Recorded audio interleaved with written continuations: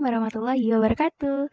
Hai, namaku Asmaul Zinta Maharani dari kelas B2 dengan NIM 0402032139 akan membahas tentang teori psikodinamika. Teori psikodinamika ini merupakan teori yang mana mencari tahu sebab-sebab apa yang membuat kita berperilaku dan berpikir tertentu. Nah, teori ini dicetuskan oleh Sigmund Freud. Menurut teori ini, manusia dianggap sebagai seseorang yang pesimis, deterministik, atau tidak memiliki kebebasan untuk berpendapat dan memutuskan sesuatu, mekanistik, atau menganggap manusia itu makhluk yang pasif, serta reduksi gnostik. Teori ini menganggap tujuan hidup hanya untuk kesenangan dan menghindari rasa sakit. Freud juga mengendalikan insting mati, death instincts, yaitu insting yang berhubungan dengan dorongan agresif, dan insting hidup, life instinct. Freud juga menganggap manusia itu dinamis. Sigmund Freud juga membuat sebuah susunan atau struktur kepribadian dan diibaratkan sebagai sebuah gunung es yang menyusun antara id, ego, dan superego. ID merupakan struktur kepribadian lahiriah seperti makan, minum, dan untuk merasakan kesenangan dan kebahagiaan. Kemudian ada ego, yang berurusan dengan realita dan berusaha memenuhi keinginan ID dengan cara yang dapat diterima oleh sosial. Kemudian superego, yaitu kepribadian dari pola pengasuhan dan aspek moral, norma, dan nilai masyarakat. Misalnya, ada seorang anak yang ingin mencuri sebuah permen temannya, dan dia memiliki kesempatan itu.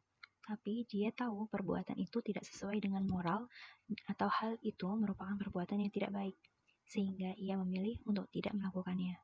Maka itu adalah gabungan dari ego dan superego kita yang saling berkaitan dan saling mempengaruhi.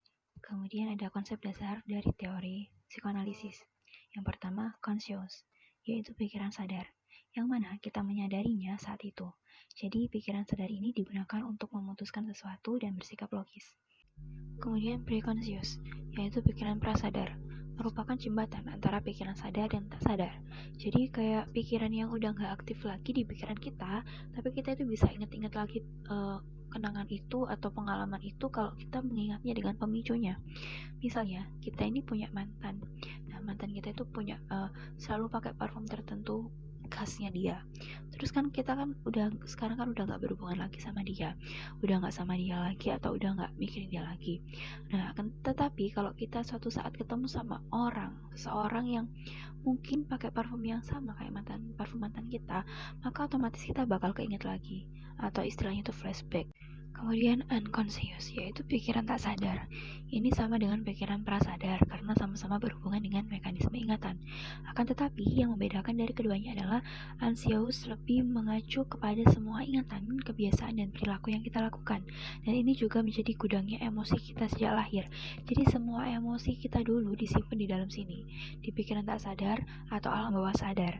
Jadi singkatnya itu alam bawah sadar ini tempat penyimpanan semua ingatan memori yang tidak ingin kita ingat-ingat lagi. Ya, pikiran itu tetap ada gitu loh, kesimpan, cuman kayak nggak nampak gitu.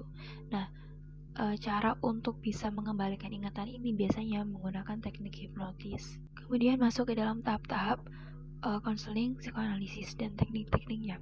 Yang pertama, tahap pembukaan.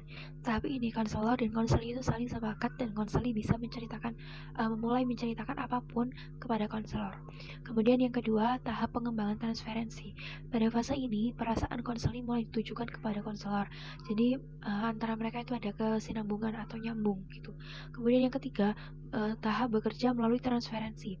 Tahap ini mencakup mendalami pemecahan dan pengertian konseli sebagai seorang yang terus melakukan transferensi. Tahap ini dapat tumpang tindih dengan tahap sebelumnya. Hanya saja transferensi terus berlangsung dan konselor berusaha memahami tentang dinamika kepribadian konseli.